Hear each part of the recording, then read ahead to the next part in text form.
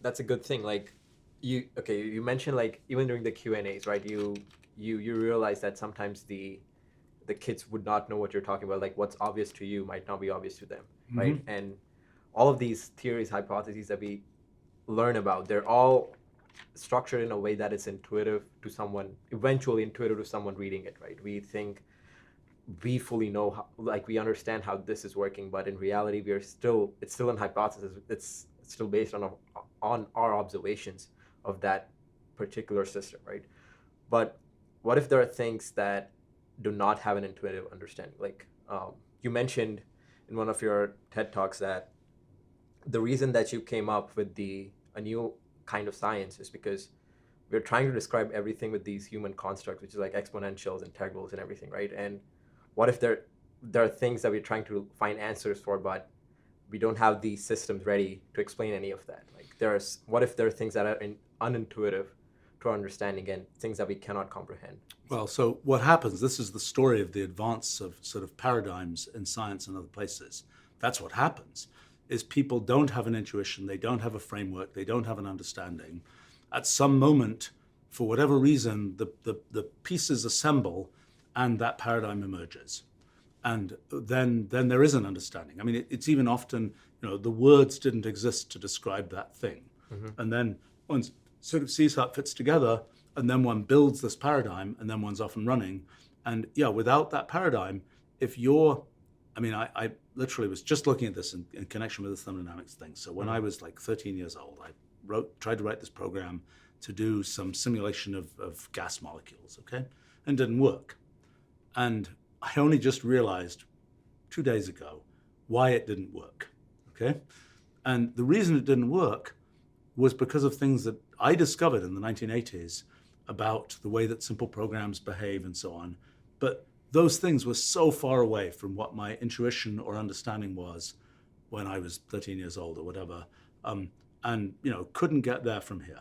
And for example, in the physics project that I've been doing the last 3 years or so, which has been going really spectacularly well, I realize that project, which is sort of, I think, our 100-year shot at actually understanding how a bunch of physics actually works.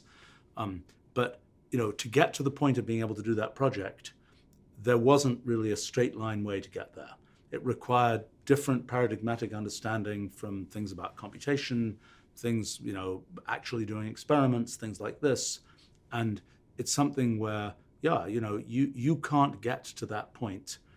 It is not easy to get to that point. If you are, the student who is trying to solve this problem and it requires some new paradigm, then, you will not get to that point. That's, now I have to say, the meta paradigm of our times is computation. And there are just a huge number of things where it's just do a computer experiment.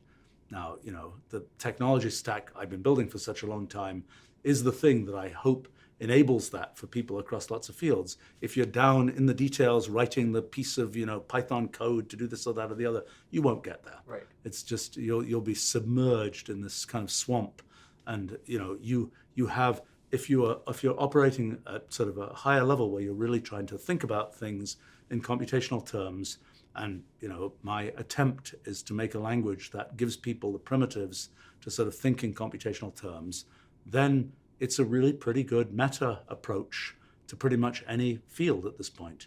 And it's one of these things where, I don't know, it's got a run of at least a bunch of decades where there's still a lot of low-hanging fruit that is completely unpicked in all of these different areas. And so, for me, it's like if one is, can one invent a paradigm for something? Can one understand what's going on?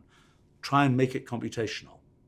If you can do it, you have this big kind of, this big accelerator, because actually it's sort of a unique thing, because it's something that has not historically happened, which is you get that automated computational collaborator, so to speak. That's never been possible before. There's never been a place where once you can explain something in these terms, it is not just a question of a human having to go do this, this, this, and this. It's like, then I just put it in and something automatically, accelerates forward, so to speak. So maybe I hadn't thought about it this way actually, but I mean, maybe this is, people are always convinced that history, the things that are happening now are different from the things that have ever happened before in history. But I think in that sense, the kind of computationalization of things is a different thing that has happened in the development of paradigms before, because it's a paradigm where you get sort of the automated assistant along with the paradigm, so to speak, in addition to just having a way to think about things. But yeah, I think that